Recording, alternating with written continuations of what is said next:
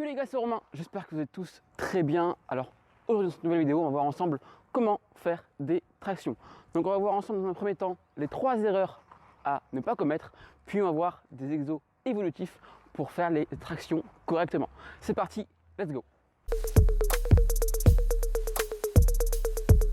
La première erreur que beaucoup de personnes font, c'est qu'ils veulent remonter les tractions tout en haut, dépasser la nuque, alors que pourtant c'est pas leur morphologie et mettre à mal leurs épaules. Donc pour faire des bonnes tractions, l'idée c'est juste de serrer les scapulas, donc serrer juste les omoplates. Donc je vous montre, je suis ici, là, et je serre les omoplates. Ça c'est la première erreur, toujours serrer les omoplates quand on fait des tractions. Deuxième erreur qu'on voit très souvent quand on veut faire des tractions, c'est le balancer au niveau des jambes. Trop souvent, on veut passer absolument une traction et on cède des jambes. Une traction, le principal but d'une traction, c'est de travailler son dos, travailler les petits ronds, les grands ronds, les rhomboïdes et le grand dorsal.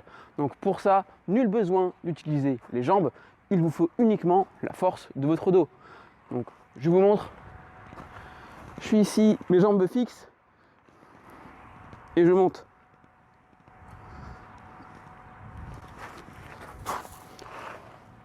A l'inverse, si je fais ça ici,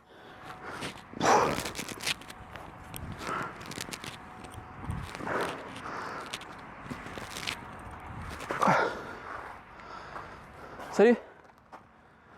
La trajectoire de mes jambes n'est pas du tout en adéquation avec le mouvement. Donc surtout restez le dos le plus droit possible, serrez vos omoplates et faites une traction la plus parfaite possible.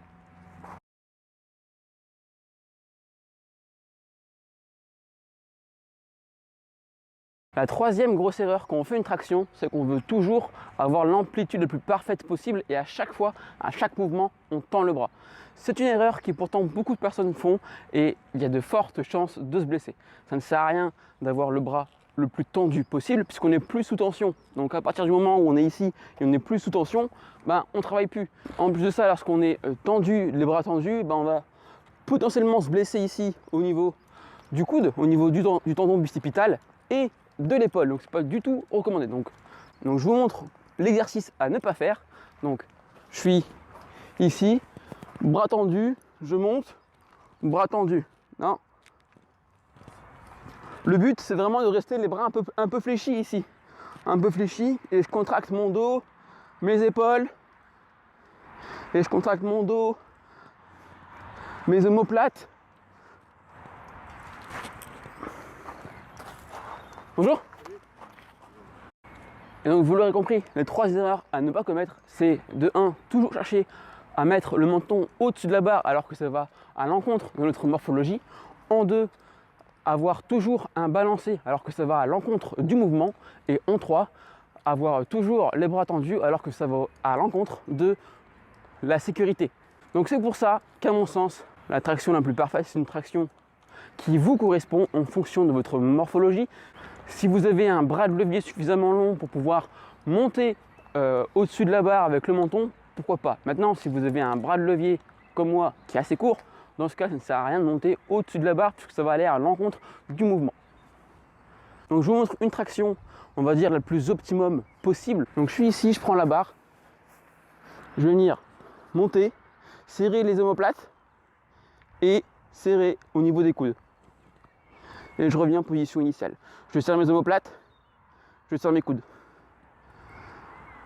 Et je peux enchaîner. Ok, donc maintenant on va voir 3 exercices évolutifs pour pouvoir faire une traction. Le premier exercice évolutif, si vous n'arrivez pas à faire au moins une traction, l'idée c'est de pousser avec vos jambes et de retenir la descente pour travailler en phase excentrique. Donc je vous montre ici. Si jamais j'arrive pas, je saute et je ralentis le mouvement, puis je recommence. Je suis ici, je saute et je ralentis. Et à force de faire ça, en répétition, avec plusieurs séances, vous allez progresser et vous allez pouvoir réaliser au moins une traction, c'est garanti. Le deuxième exercice évolutif que vous pouvez faire une fois que vous pouvez au moins faire une traction, c'est d'utiliser un élastique. L'élastique, c'est l'allié phare par excellence pour faire des très très bonnes tractions. Donc je me mets ici l'élastique, je place une jambe dans l'élastique, voilà. Et une fois que j'y suis, je me laisse guider avec le pot de l'élastique et je monte. Tout en douceur, en contrôle.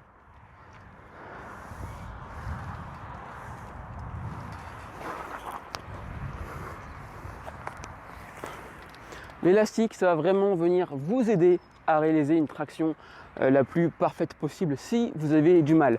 Pensez toujours à contrôler le mouvement.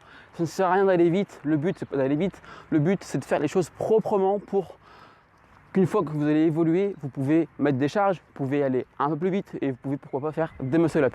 Donc le but vraiment c'est de contrôler le mouvement du début à la fin et de lâcher aucun de vos muscles. Donc pour ça, on garde les bras fléchis et pas tendus.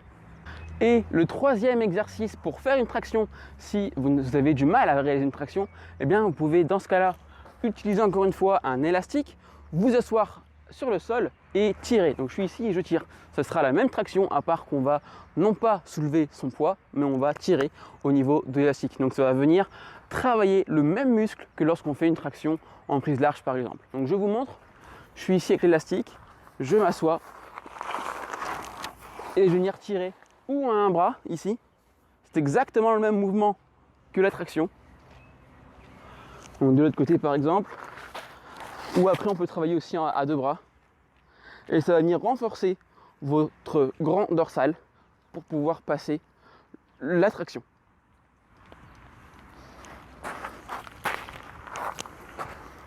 Donc forcément, plus vous allez mettre des charges lourdes, donc ça peut être en musculation, ça peut être ici à l'élastique, donc plusieurs élastiques, le plus fin, le plus gros, peu importe, et au plus vous allez mettre de la charge lourde, au plus vous aurez de la facilité à faire une traction.